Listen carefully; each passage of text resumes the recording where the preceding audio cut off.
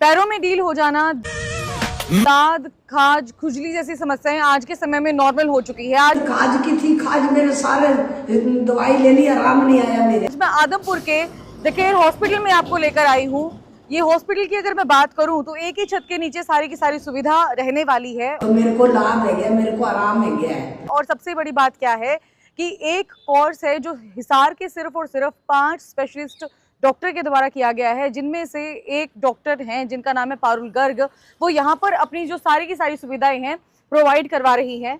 अगर मैं skin problem की बात करूं तो बिल्कुल कॉमन है, चाहे हम लोग दाग की बात करें, खुजली की बात करें, लेकिन कई बार समय न मिल पाने की वजह से और अच्छा इलाज ना मिल पाने की वजह से या फिर डॉक्टर अच्छा ना मिल पाने की वजह से भरोसा ही उठ जाता है, क्योंकि बीमारी तो ठीक हो गई लेकिन कुछ समय के बाद दोबारा आ जाती है। क्योंकि कई डॉक्टर ऐसे हैं कि जो आपको मेडिसिन से ठीक तो कर देंगे लेकिन उसका परमानेंट सॉल्यूशन यानी कि उसके कारण के ऊपर काम नहीं करेंगे। लेकिन डॉक्टर पारुल गर्ग डॉक्टर ऐसी हैं जो आपको रीजन भी बताएंगी, उसके ऊपर काम भी करेंगी। तो मैम सबसे पहले तो बहुत बहुत स्वागत है आपका हमारे चैनल में जी। तो मैम सबसे पहले तो मैं यही जानना चाहूंगी कि जो बिल्कुल कॉमन प्रॉब्लम है लोगों के अंदर स्किन को लेकर, वो कौन कौन से अभी तक बनी हुई है? जैसे एक तो my self doctor Parul Garg, और जो कॉमन प्रॉब्लम्स हैं अपने इसमें फंगल इन्फेक्शन जिसको हम दाद बोलते हैं जी, एक्ने जिनको हम फुंसियाँ बोलते हैं, फेस पे हो जाती है, कमर पे हो जाती है, पूरी बॉडी पे हो जाती है, फुंसियाँ हो गई। एक एटॉपिक डर्मेटाइटिस जिसको हम बोलते हैं कि खुजलियाँ हो रही है, सूखी खाज आ रही है ना, सोरियासिस बहुत कॉमन प्रॉब्लम है अपने अंदर। स्किन का ड्राई हो जाना, स्किन का ड्राई हो जाना, छाइयाँ हो जाती हैं महिलाओं में, कितना कॉमन होता है प्रेगनेंसी के बाद छाइयाँ होना, डिलीवरी के बाद छाइयाँ होना, राइट है ना। और उसके बाद जो एक्जिमा होता है, एक्जिमा का ट्रीटमेंट जो रहेगा अपना। और कॉमन प्रॉब्लम्स है बालों का झड़ना, बालों में रूसी होना, और बहुत सारी दिक्कतें हैं स्किन से रिलेटेड जिसका अपने यहाँ ट्रीटमेंट होता है जी। तो मैम अगर मैं बात करूँ स्किन की प्रॉब्लम के बारे में, तो कई बार लोग बहुत सारे डॉक्टर्स के पास भी जाते हैं, कंसल्ट भी करते हैं, महंगी महंगी मेडिसिन भी खा लेते हैं। तो क्या श्योरिटी देते हैं आप लोगों को कि अगर वो आपके पास आएंगे तो इतने दिन में आपकी स्किन जो है बिल्कुल एकदम या श्योर? चमक वाली हो इसके बारे जाएगी? में मैं आपको एक बात बताना चाहती हूँ। हमारा क्या होता है ना कि आप सिर्फ एक दवाई खा रहे हैं, आप जैसे हम फंगल इन्फेक्शन ले रहे हैं, आप सिर्फ एक फंगल इन्फेक्शन के लिए एक एंटी फंगल आप टैबलेट ले रहे हैं, Right. पर आपको उसका रीजन नहीं पता कि आपका वो ट्रीट क्यों नहीं हो रहा है, उसका रीअकरेंस क्यों हो रहा है, वो बार बार क्यों हो रहा है, आपको उसकी वजह क्या है वो जानना बहुत ज़रूरी रहता है। तो हमें उस चीज़ पे काम करना रहता है। क्या इंपॉर्टेंट ब्लड टेस्ट रहते हैं, क्या इंपॉर्टेंट अपना आगे मेडिकेशंस रहती है जो हमें फॉलो अप में रखने पड़ते हैं ताकि आपका ट्रीट हो सके उसको। तो मतलब बीमारी की जड़ तक जाना बहुत ज़्यादा इंपॉर्टेंट है, तभी वो पूरा अच्छे तरीके से ठीक हो पाएगा। तो मैम कौन कौन सी मशीन्स आपके पास अवेलेबल हैं जिसकी वजह से आप,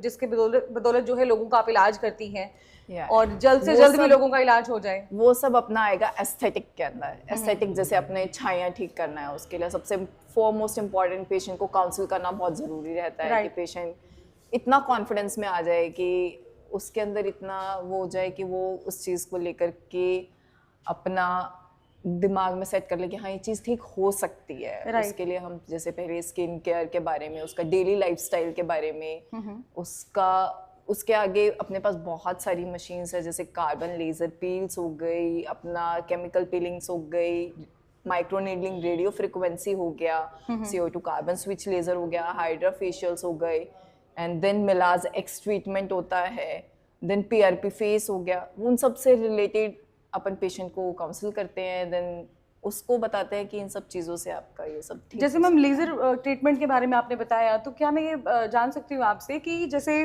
कई बार जब डॉक्टर से लोग ऑपरेशन करवाते हैं तो ऑपरेशन के बाद जो स्कार से मतलब निशान हो जाना बड़ी कॉमन सी चीज़ है ये, तो क्या उसको भी रिमूव करते हैं आप लोग? या उसको रिमूव करने का भी पूरा प्रोटोकॉल होता है। पहले तो स्कार का टाइप देखना पड़ता है कि कौन से टाइप का स्कार हो रहा है, किस वजह से स्कार हो रहा है, क्योंकि उसके अंदर भी काफ़ी कारण रहते हैं जिसकी वजह से स्कार हो रहा है आपको जी। उसके अकॉर्डिंग हम उनको बता देते हैं कि आपका क्या स्टेरॉइडल ट्रीटमेंट रहेगा, कि आपको इंजेक्टेबल ट्रीटमेंट में जाना पड़ेगा, कि कोई आपको एप्लीकेशन से ही हो जाएगा, कोई ऑइंटमेंट एप्लीकेशन से हो जाएगा। तो ये सब का रहेगा। फिर नेक्स्ट हम उसको CO2 स्विच लेज़र के ऊपर शिफ्ट कर सकते हैं। तो बहुत सारे ट्रीटमेंट, मुहासे मस्से भी हो जाना बड़ी कॉमन प्रॉब्लम रहती है महिलाओं की भी, जेंट्स की भी। तो वो भी सारा इलाज, वो सब भी इलाज, खाली उनको निकालना एक इलाज नहीं है, उसका रीज़न जानना कि वो किस वजह से हो रहे हैं, उस पर भी काम करना पड़ता है ताकि वो उनको बार बार ना हो। ये होते क्यों है मैम वैसे? जैसे अपना जो हम वॉट्स लेते हैं नॉर्मली, जो कि एक वायरल इन्फेक्शन है, उसके पीछे भी काफ़ी रीजंस होते हैं कि लीवर के अंदर कोई प्रॉब्लम चल रही है, कुछ वायरल इन्फेक्शन चल रहा है पेशेंट के अंदर, कुछ पेशेंट के अंदर मेटाबॉलिक सिंड्रोम चल रहा है जिसके मतलब वो मोटापा ज़्यादा है, बीपी की वजह से, शुगर की वजह से, किस वजह से आपको इतने सारे वॉट्स की प्रॉब्लम हो रही है, उनको रिमूव करवाना तो एक रीज़न रहता है, पर उसके पीछे भी काम करना बहुत राइट। कई बार मतलब कॉमन प्रॉब्लम ये लोगों में देखी गई है कि पैरों में भी डील्स हो जाती है, जिसको हमारी मतलब मेडिकल लैंग्वेज में कॉर्न कहा जाता है, राइट? तो उसको भी रिमूव करने का क्या कुछ प्रोसेस रहता है आपके पास? आप रिमूव करने के लिए अपने पास केमिकल्स भी रहते हैं, जिसके अंदर बाय केमिकल किया जाता है, बाय मशीन्स किया जाता है, इलेक्ट्रोकॉटरी से किया जाता है रिमूव, और सर्जिकली अगर बहुत ज़्यादा होता है तो उसको सर्जिकली भी रिमूव किया जाता है।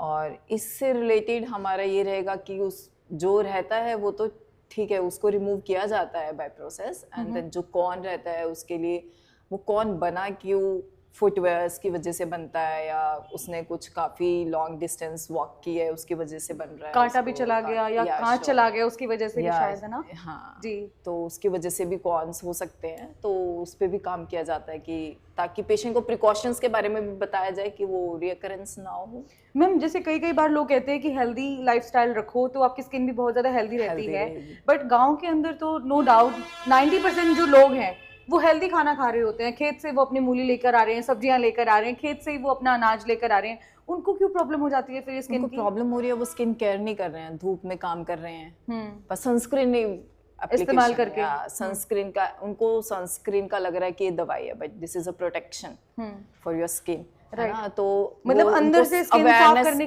की वजह अंदर करना बहुत जरूरी रहता है, पर हाइड्रेशन रखना, पानी ज्यादा पीना, और पानी के साथ साथ आपको सन प्रोटेक्शन रखना बहुत ज़रूरी है, राइट? क्योंकि लोग सनस्क्रीन एप्लीकेशन नहीं कर रहे हैं, उनको अवेयरनेस नहीं है, सनस्क्रीन एप्लीकेशन करना बहुत ज़रूरी है, इसीलिए ये सब प्रॉब्लम होने लग जाती है। तो मैम आपके पास जैसे पहले के लोग थे वो अच्छा खाते थे, अच्छा पीते थे, पर वो पानी भी बहुत अच्छा करते थे, अपना चेहरे पे पूरा हाइड्रेशन मेंटेन रखते थे, राइट, है ना? तो मॉइस्चराइजर मेंटेन रखते थे, अपना मॉइस्चराइज करते रहते थे बॉडी को, इसलिए उनका स्किन भी बहुत पहले ग्लोई रहता था, उनको कभी आज तक कोई दाग धब्बे नहीं हुए, अच्छा था उनका। खाने के साथ साथ आपको लगाना भी पड़ेगा ना, ऑफ कोर्स बात है। तो मैम जितने भी दर्शक हमारे देख पा रहे हैं हमारे चैनल के माध्यम से आपको, तो उनको आप हेल्दी लाइफस्टाइल के लिए क्या कुछ टिप्स देना चाहेंगे ताकि अंदर से भी मतलब वही बात है कि अच्छा खाना खाएंगे तो अंदर से तो साफ होंगे ही होंगे, बाहर स्किन के ऊपर भी दिखाई दे उसके लिए? ऑयल, जंक फूड अवॉइड करिए, पानी ज़्यादा से ज़्यादा पीना है, और सनस्क्रीन प्रोटेक्शन बहुत मस्ट रहेगी। बाकी अगर आपको कोई भी डिसीज़ है तो अपने डर्मेट से कंसल्ट करें, जल्दी से जल्दी दिखाइए, ताकि आपका वो चीज़ इतना स्टेज पे ना पहुंच जाए कि उसके लिए मेडिकेशंस काम करना ही बंद कर जाए। और नॉर्मल आप फार्मेसी से गोलियां खा खा करके उसको आप एक उस स्टेज पे पहुंचा देते हैं दवाई को कि उसका असर होना बंद हो जाता है ना? तो वो चीज़ ना करें, जब रिक्वायरमेंट है तो आप डर्मेट से कंसल्ट करें, तभी दवाई लें, ताकि आपको कारण भी पता लगे किस वजह से बन रही है। बाकी अपने को अच्छा खाना पीना। कई बार जो लोग हैं वो बड़े दूर रहते हैं और ये हमारी ऐड भी देख रहे होंगे और आपसे मतलब लाइक मिलने आना पॉसिबल होगा या नहीं होगा, लेकिन अगर ऑनलाइन कंसल्ट करना हो तो उसके लिए क्या कुछ प्रोसेस है? ऑनलाइन कंसल्टेशन के लिए अपन व्हाट्सएप नंबर दे देते हैं, वो आप वीडियो कॉल पे भी ऑनलाइन कंसल्ट कर सकते हैं, आप फोटोज़ भेज सकते हैं, हम आपको कॉल के टाइम देंगे, आपका पूरा आपके जो भी रिपोर्ट्स रहेंगे, लैब रिपोर्ट्स रहेंगे, आप वो भेज दीजिए जी। आपको पूरा हेल्प करेगा स्टाफ, आपको क्या आपको स्किन केयर करना है उसके लिए हेल्प करेगा ना। और अगर ये रहेगा कि अपना ऑनलाइन कंसल्टेशन से काम नहीं चल रहा, तब आपको गाइडेंस सही मिलेगी कि आपको विजिट करना पड़ेगा किसी ना किसी जी। और एड्रेस क्या रहेगा मैम अगर किसी को विजिट करना है? एड्रेस रहेगा अपना care hospital, bypass road, near लोहा मंडी, आदम जी।